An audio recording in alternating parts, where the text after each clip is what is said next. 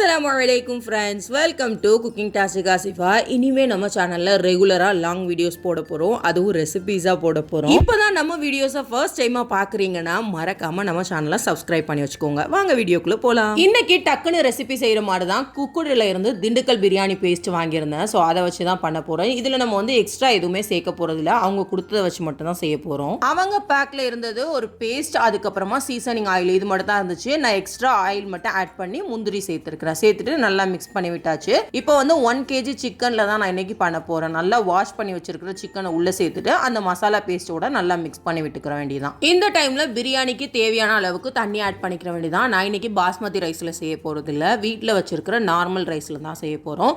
So இதுல வந்து உப்பு கம்மியா இருந்துச்சு, நான் வந்து எக்ஸ்ட்ரா உப்பு ஆட் பண்ணியிருக்கிறேன். இப்போ வந்து சிக்கனை வேக வைக்கிறதுக்காக ஒரு 2 விசில் போட்டு விட்டாச்சு.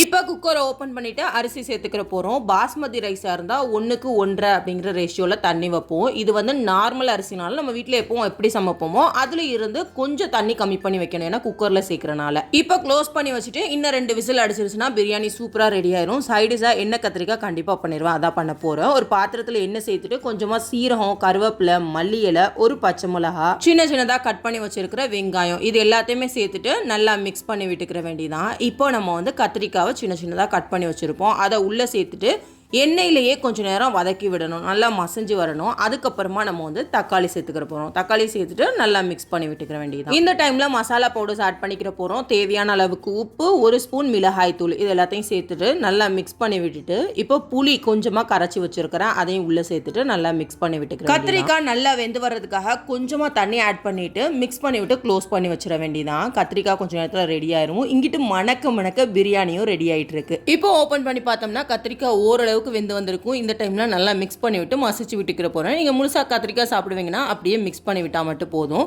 இப்போ ஒரு 15 முந்திரி பருப்பை பேஸ்டா அரைச்சு வச்சிருக்கேன், அதை உள்ள சேர்த்துட்டு நல்லா மிக்ஸ் பண்ணி விட்டு மூடி வச்சிட வேண்டியது. 5 மினிட்ஸ் கழிச்சு ஓபன் பண்ணோம்னா நல்லா எண்ணெய் பிரிஞ்சு மணக்க எண்ணெய் கத்திரிக்காய் ரெடி ஆயிரும். செம்ம டேஸ்டா இருக்கும், கண்டிப்பா ட்ரை பண்ணி பாருங்க. அண்ட் இங்கிட்டு பிரியாணியுமே ரெடி ஆகி வந்துருச்சு. நெக்ஸ்ட் மட்டன் கிரேவி தான் பண்ண போறேன். இது செய்யறது ரொம்ப ஈஸி அண்ட் டேஸ்டும் ரொம்ப பக்காவா இருக்கும், கண்டிப்பா ட்ரை பண்ணி பாருங்க.